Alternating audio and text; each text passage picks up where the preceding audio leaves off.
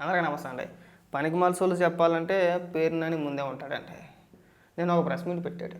ఆ ప్రెస్ మీట్లో ఎంత విచిత్రంగా మాట్లాడతాడంటే, లాజిక్లన్నీ పేరు నానికే తెలుసు అనుకుంటాడు అనమాట. చాలా సింపుల్గా కల్తీ జరిగిందండి, నిజమే. కానీ ఆ ఛార్జ్ షీట్లో జగన్మోహన్ రెడ్డి పేరు ఎక్కడా లేదు. సుబ్బారెడ్డి పేరు కానీ, భువన కరుణాకర్ రెడ్డి పేరు కానీ, జగన్మోహన్ రెడ్డి పేరు కానీ ఎక్కడా లేదు. కాబట్టి దానికి మాకు సంబంధం లేదు.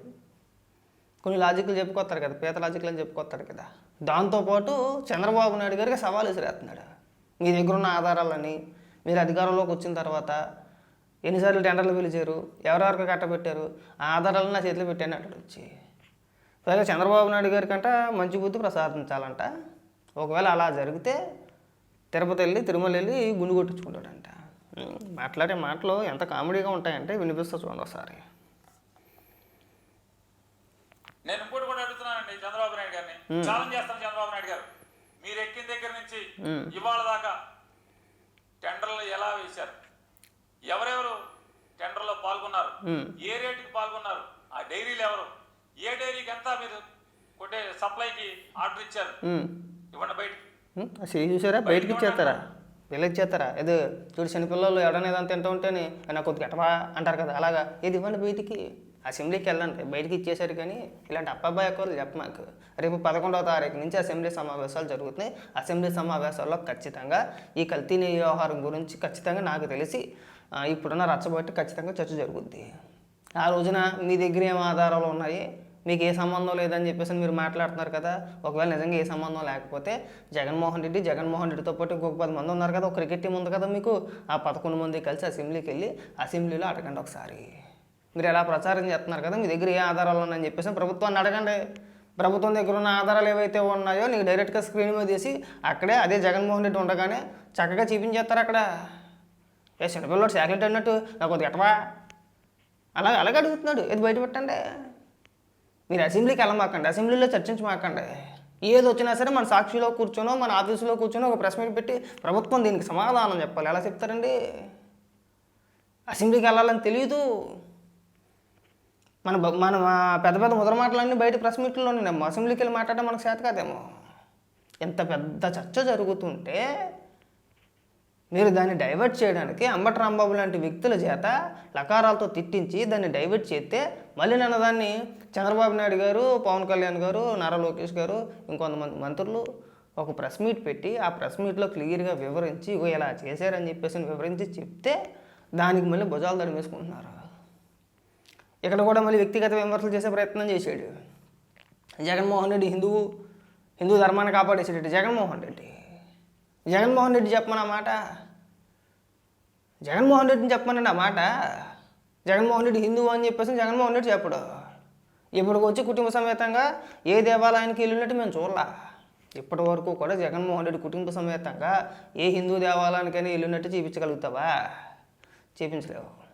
కనీసం మా పండుగలు వచ్చినప్పుడు కృష్ణాష్టమో, శ్రీరామనవమో, ఇంకొకటో హిందువుల పండుగ వచ్చినప్పుడు కనీసం దేవాలయాలకు వెళ్ళాలని ఇంగిత జ్ఞానం కూడా లేదు ముఖ్యమంత్రిగా. ఇప్పుడు కాదు, ఇప్పుడు వెళ్ళకపోయినా మాకేం నష్టం లేదు. ఎవడి అభిప్రాయాలు అలాగే జగన్మోహన్ రెడ్డి ఇప్పుడు వెళ్ళాలని చెప్పి రూల్ ఏమి లేదు.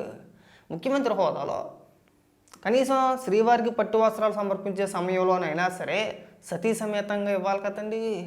నష్టం ఏముంది? ఇప్పుడు నాకు తెలియక లాజిక్ అడుగుతాను పేరు నాని, ఇన్ని లాజిక్లు మాట్లాడుతున్నావు కదా నువ్వు, ఎంత సోది చెప్తున్నావు కదా. ఇప్పుడు జగన్మోహన్ రెడ్డి ఇంట్లో సెట్ వేసుకుంటారు కదా, గుడి సెట్ వేసేస్తారు కదా. ఆ సెట్లో చక్కగా భారతిరెడ్డి గారు కూర్చుంటారు, జగన్మోహన్ రెడ్డి గారు కూర్చుంటారు. ఇద్దరు దంపతులు కూర్చుంటారు. సెట్ వేసినంత ఇద్దరు కూర్చుంటారు. ఇద్దరు కూర్చొని తర్వాత ఇది ఉగాది అయితే ఉగాది, శ్రీరామనవమి అయితే శ్రీరామనవమి, కృష్ణాష్టమి అయితే కృష్ణాష్టమి సెలబ్రేషన్ చేసేస్తారు. మీరంతా మా మీద రుద్దేస్తారు. అవి ఒక బ్రహ్మాండంగా చేసేస్తారని చెప్పేసి అని ఒక సినిమా ఆర్టిస్ట్నో లేదంటే ఒక స్టేజ్ ఆర్టిస్ట్నో తీసుకొస్తారు. అతడు సినిమా టైటిల్ సాంగ్ పాడించేస్తారు. మురిసిపోతారు గవి చూసుకొని. మీరు అంతా చేసేది అదే కదా. ఇప్పుడు ఇంట్లో గుడి సెట్ వేసుకొని అక్కడ కూర్చోవడానికి లేని ఇబ్బంది దేవాలయాలకు వెళ్ళడానికి ఎందుకు వచ్చిందండి? గుడికి వెళ్ళడానికి ఏమొచ్చింది? ఎందుకు వెళ్ళరు? మీకు హిందూ దేవుళ్ళ పైన నమ్మకం లేదు, హిందూ మతం పైన నమ్మకం లేదు. నమ్మకం లేకే కదా ఇప్పటి వరకు జగన్మోహన్ రెడ్డి ఎక్కడికి వెళ్ళినా కానీ ఒక్కడే నామకే వస్తుంది. ఊరికే వెళ్ళాలి, మనం రాజకీయాల్లో ఉన్నాము, మనం దేవాలయాలకు వెళ్ళకపోతే హిందువులు మనకు ఓటేయరు. కనీసం ఓట్ల కోసమైనా సరే మొక్కుబడిగా మరి వెళ్ళి వచ్చేస్తే బాగుంటుందనే ఉద్దేశంతో ఒక్కడే వెళ్ళి శ్రీవారికి పట్టు వస్త్రాలు సమర్పించేసి వచ్చేసి ఓడు కదా, నువ్వు ఎవరికి చెప్తున్నావు ఇక్కడికి వచ్చి? పైగా ఏమని మాట్లాడతావు?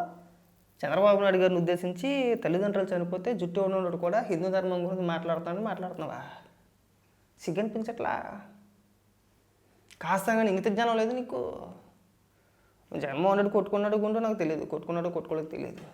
సరే, వాళ్ళు హిందువులు కాదు, పక్కన పెట్టేసి వాళ్ళ సాంప్రదాయాలు వాళ్ళకు ఉంటాయి, అవన్నీ వేరే వ్యవహారాలు. వాళ్ళ సాంప్రదాయాల గురించి వాళ్ళ పద్ధతుల గురించి మనం ఇక్కడ మాట్లాడట్లేదు. నువ్వు హిందూ ధర్మాన్ని కాపాడేస్తున్నాడు జగన్మోహన్ రెడ్డి అని అన్నావు కాబట్టి మేము మాట్లాడుతున్నాం. హిందూ ధర్మాన్ని జగన్మోహన్ రెడ్డి కాపాడుతున్నాడా? ఏమనంటే ఏదో సోచి చెప్పడం కాదు. ఇప్పుడు మొదలెడతాడు, మళ్ళీ ఏమని మొదలు పెడతాడు? వీడికంటే ఎవడో చెప్పాడు అందుకని ఆడి పేరు ఆడి ఊరు ఏముండదు. ఎక్కడికి వచ్చి ఒక పెట్టకథ లాంటివి చెప్తాడు, దానికి తప్పితే దేనికి పని చేయరు. విచిత్రం ఏంటంటే వినిపిస్తా చూడండి. దాంట్లో నాకు ఎవడో చెప్తున్నాడు, సార్ ఇదంతా పెద్ద గోల్మాల్ సార్. ఏం గోల్మాల్ అంటే చాలా మా హిందూ అతను నారా చంద్రబాబు నాయుడు మా హిందువే గోల్మాల్ ఎందుకు చేస్తాడు సార్? గోల్మాల్ చేయబోతున్నాడు సార్. దాంట్లో నరేంద్ర సంబంధించిన డైరీ ఉందండి, ఆ డైరీ కూడా సప్లై చేస్తుందండి అని చెప్తున్నాడు. మీరు ఎక్కడ బిగారా అనకూడదేమో, కళ్ళు మూసుకుపోయినాయి మీకు. అట్ట కాదు పేరుందని కాస్త బుర్రపెట్టు, కాస్త ఆలోచించు. 19 నుంచి 24 వరకు మీరే అధికారంలో ఉన్నారు. ఒకవేళ నరేంద్ర గారికి సంబంధించిన డైరీ ఏదైనా ఉంటే ఆ మాత్రం తెలియకుండా ఉంటుందా? కళ్ళు మూసిపోయి ఎడుతారా? ఎప్పుడు చెప్తున్నారండి ఈ పొరంబొగ్గులు? ఇప్పుడు చెప్తున్నారు ఇక్కడికి వచ్చి. ఆ ఊహాగానాలు అంతే, ఏదో ఒక బుర్ర చల్లేద్దాంలే.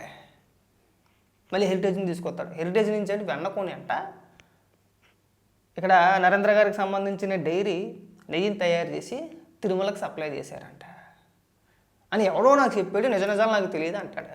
మరి నేను సోదిగా నెలలో అవుతా పొరబొగ్గాడు ఊరికే డైవర్ట్ చేయడానికి. ఆ రోజు నిన్న వీళ్ళు ఇన్ని మాటలు ఇక్కడ మాట్లాడుతున్నారు కదా, మన మీడియాలో పెద్ద పెద్ద ఉపన్యాసాలు ఇస్తున్నారు కదా.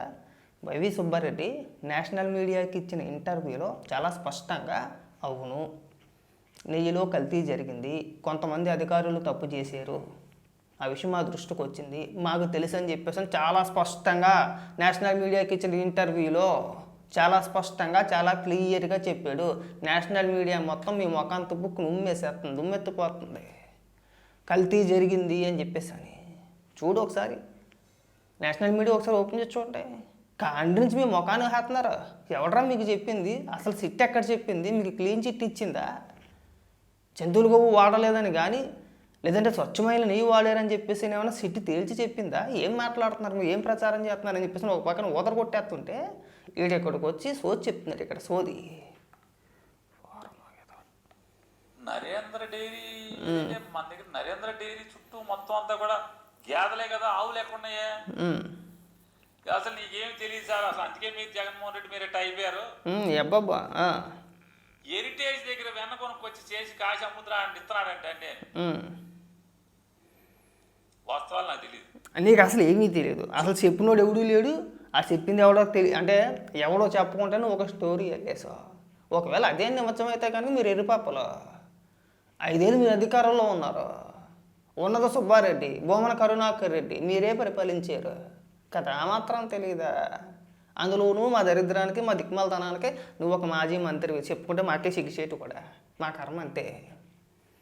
నీకు సగం తెలుసు సగం తెలియదు, అన్నీ తెలుసు అనుకుంటావు. ఏదన్నా వస్తే 4 వితండవాదం చేసుకుంటా, 4 పిచ్చి పిచ్చి లాజిక్లు చెప్పుకుంటా ఇది నిజమే కదా అంటాడు. చిన్నపిల్లడు ఏదో చాక్లెట్ అడిగినట్టు ఏది బయట పెట్టండి. చిన్నప్పుడు మనం చూస్తూ ఉంటాం ఊర్లలో గట్ట, ఎవడన్నా ఏదైనా చిన్నపిల్లడు ఏదైనా తింటా ఉంటే ఇంకో పిల్లడు వచ్చి నాకు ఒకటి గట్రా అంటాడు. అలాగా ఇది అదరలో ఉండే అంటాడు. సిగ్గు సెలవు లేకపోతే సరే. ఇలాంటివన్నీ ఎప్పుడు క్లారిటీ అవుతాయి? ఎస్, నువ్వు ఎవరెవరికి ఇచ్చావో చెప్తే క్లారిటీ వస్తాయి. అప్పుడు మేము అడిగే ప్రశ్నలకి నువ్వు సమాధానం చెప్తే ఆ డైరీలో ఉన్న లిస్టుల్లోంచి ఏ నెయ్యి ఎక్కడి నుంచి వస్తుంది, ఏ వెన్న ఎక్కడి నుంచి వస్తుంది అనేది క్లారిటీ ఇచ్చే దమ్ము నీకుంటే నువ్వు నిజమైన హిందువు అని చెప్పని మేము నమ్ముతాం. సరే, హిందువుల దాకా వచ్చావు కాబట్టి నీకు నిజంగా సిగ్గు సరం ఉంటాయి. నేను జగన్మోహన్ రెడ్డి నేను నీలా సవాల్ చేయలేను. నువ్వు నిజమైన హిందువు అని చెప్పి నేను సవాల్ చేయలేను. జగన్మోహన్ రెడ్డి హిందువు కాబట్టి. ఇప్పుడు నిజమైన క్రిస్టియన్ అని చెప్పేసి చేద్దామంటే బాగోద్దు. మళ్ళీ మతాల మధ్యన విద్వేషాలు రెచ్చగొట్టినట్టు ఉంటుంది. మీరు నిజంగా మనుషులైతే రేపు జరిగే అసెంబ్లీ సమావేశాలకి మీ జగన్మోహన్ రెడ్డిని పంపించండి. అలాగే మండలంలో కూడా మీకు బలం ఉంది కదా, శాసనమండలిలో కూడా మీకు బలం ఉంది కదా, మీ ఎమ్మెల్సీలు ఉన్నారు కదా, అక్కడ కూడా చర్చకొచ్చుద్ది కదా. మీరు అసెంబ్లీలో ఎలాగ మాట్లాడకపోతున్నారు, అక్కడ మాట్లాడినా కూడా మీరు ఎక్కడ మాట్లాడుతున్నారో, మండలంలో మాట్లాడుతున్నారు. మీ ఎమ్మెల్సీలు కొద్ది బలం ఉంది కాబట్టి మీరు మండలంలో మాట్లాడుతున్నారు కదా, పోనీ అక్కడైనా సరే మాట్లాడదురు కానీ చర్చకు వచ్చుద్ది కదా. ఎందుకు తొందర, ఎందుకు పేరు నాని సవాళ్ళు విసిరేసి ఇచ్చేసేసి నువ్వేదో ఇమిటేట్ చేసేసాను అనుకోవడం, నువ్వేదో ఎక్కిరించేసాను చెప్పేసాను అనుకుంటాను. మీరు ఇన్ని మాటలు మాట్లాడుతున్నారు కదా, కనీసం దీనిపైన రేపు చర్చ జరుగుద్దని చెప్పేసి మీకు కూడా తెలుసు కదా, వెళ్తే కదా ఉపన్యాసాలు వద్దు పేరు నాని. దీనికి సమానం చెప్పు. 4 లారీలు మీరు మీ అబ్బాయి వెనక్కి పంపించేసామని చెప్పని జబ్బలు తరుచుకున్న లారీలు వైష్ణవి డైరీ పేరు మీద మళ్ళీ వెనక్కి తీసుకున్నారు. ఎందుకు తీసుకున్నారో జంతుకు లారీలని దాన్ని తీసుకుని లడ్డూలు తయారు చేశారు. రైట్, ఒప్పుకున్నారుగా, వీళ్ళు ఒప్పుకున్నారు. వీళ్ళు కల్తీ జరిగింది మా హయాంలోనని చెప్పేసి ఒప్పుకున్నారు, అంతే కదా. ఇప్పుడు నువ్వు చెప్పిన లాజిక్ అదే కదా, క్లియర్. మేము చెప్పింది కూడా అదే కదా. మీరు కల్తీ జరిగింది, జంతువుల కొవ్వుతో తయారు చేసిన నెయ్యిని వాడారు అన్నది ఇప్పుడు స్పష్టంగా నువ్వు ఒప్పుకున్నట్టే కదా. మరి మేము చెప్పేది కూడా అదే, ఇదే కదా. మరి ఇంకెందుకు ఇక్కడ వాదన, ఏం లాజిక్లు మాట్లాడుతున్నావు నువ్వు?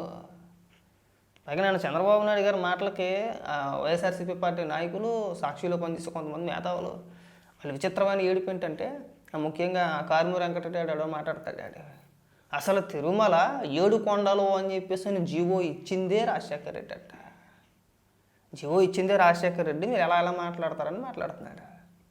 మరి 2026 మార్చి 24న జీవో ఎంఎస్ నెంబర్ 338 తీసుకొచ్చింది ఎవడో? రాజశేఖర రెడ్డే కదా. ఆ జీవోలో ఏముంది? తిరుమల 7 కొండలు కాదు, 7 కొండలు అని చెప్పేసి అందులో మెన్షన్ చేయలేదు. తిరుమల పరిధి, ఆ పుణ్యక్షేత్ర పరిధి కేవలం 25.5 చదరపు కిలోమీటర్లే అని చెప్పేసి మెన్షన్ చేశారు. ఆ పరిధిలోకి 2 కొండలు వస్తాయి, 2 కొండలే వస్తాయి ఆ పరిధిలోకి. మొత్తం తిరుమల విస్తీర్ణం 250 చదరపు కిలోమీటర్లు అయితే ఒక జీవో పాస్ చేసి 250 చదరపు కిలోమీటర్లు కాదు, కేవలం 25.5 చదరపు కిలోమీటర్లు మాత్రమే అని చెప్పేసి జీవో ఎంఎస్ నెంబర్ 338 2006 మార్చి 24ని తీసుకొచ్చారు. పెద్ద ఎత్తున ఉద్యమాలు జరిగినాయి, అందరూ మొక్కన కాంట్రించి ఉమ్మేసారు. హిందువులు, భక్తులు, పీఠాధిపతులు, రాజకీయ నాయకులు, తెలుగుదేశం పార్టీ కావచ్చు, ఇతర పార్టీలు కావచ్చు, అందరూ కూడా ప్రభుత్వం పైన ఒత్తిడి తీసుకొస్తే దాన్ని కప్పిపుచ్చుకోవడానికి ఆ జీవోకి కొనసాగింపుగానో లేదంటే ఇంకోటిగానో జీవో నెంబర్ 746, 747 తీసుకొచ్చారు. ఈ 2 జీవోలు ఊరికే ఉత్తినే తీసుకురాలా. ఈ 2 జీవోలకి ప్రధాన మూలం జీవో ఎంఎస్ నెంబర్ 338 2006 మార్చి 24ని రిలీజ్ చేశారు. చూడండి, వెళ్ళి గూగుల్లో కొట్టండి, క్లియర్గా కనబడుతుంది కదా అక్కడ. మళ్ళీ అక్కడికి వచ్చి ఓపెన్ చేశారు. మీకు వీడియోలు ఎంతైనా పర్వాలేదు, వైవి సుబ్బారెడ్డి ఏం మాట్లాడాడో కూడా ఒకసారి వినిపించి క్లోజ్ చేద్దాం. ఇన్ని ఉపన్యాసాలు చెప్పే మీరు నిన్న వైవి సుబ్బారెడ్డి మాట్లాడుతూ చాలా స్పష్టంగా చెప్పుకొచ్చాడు కదా. ఇదిగో, they have submitted in their report that ghee is adulterated. Yes, I agree that they have submitted in their report that ghee is adulterated. And they have also mentioned adulterated ghee supplied because of so many people's involvement and some officers' involvement. చాలామంది వ్యక్తులు ఇందులో involve అయి ఉన్నారు, కొంతమంది ఆఫీసర్లు కూడా ఉన్నారు. నెయ్యి కల్తీ జరిగింది అని చెప్పేసి వైవి సుబ్బారెడ్డి నేషనల్ మీడియాతో మాట్లాడుతూ ఒప్పుకున్న మాటలు ఇవి కనబడుతుంది కదా. మరి ఇంకా అడ్డగోలు పోతుంది దేనికండి? ఎవరు మోసం చేద్దామని మీరు అంతా కలిసి ఎవరు చెప్తున్నారు? అబ్బాయి కోర్లు వినిపిస్తాను, వినండి. Some third person's involvement in the all those people were named and charge-sheeted also. Ghee is adulterated with some palm oil, some canola oil, some other items, whatever it is that is found in the CBI. కదా, చాలా స్పష్టంగా చాలా క్లియర్గా చెప్పుకొచ్చిందే కదా YV Subbareddy మాట్లాడిందే. మేమేం వక్రీకరించట్లా, ఒకసారి క్లారిటీగా తెలుసుకొని ఒకసారి మాట్లాడితే బాగుంటుంది. మీరంతా కూడా అంత పెద్ద అపచారం చేసి ఇంకా నిస్సిగ్గుగా ఇక్కడికి వచ్చి మీరు కనీసం పశ్చాత్తాపం లేకుండా అడ్డగోలు వాదన చేసుకుంటూ చంద్రబాబు నాయుడు గారిని వ్యక్తిగతంగా విమర్శించడానికి ప్రయత్నిస్తున్నారు, కానీ దీనికి సమాధానం చెప్పే ప్రయత్నాలు చేయట్లేదు. ఇంక ఈ వాదన మానేస్తే బాగుంటుంది. పేరు నేను ఎన్ని డైలాగులు కొట్టినా, ఎన్ని ముచ్చట్లు చెప్పినా, ఎన్ని పనికిమాలిన లాజిక్లు చెప్పినా జనం నమ్ముతారనుకోవడం నీ మూర్ఖత్వం అది. కాబట్టి ఏంటంటే ఇలాంటి పనికిమాలిన డైలాగులు కట్టి పెడితే బాగుంటుంది.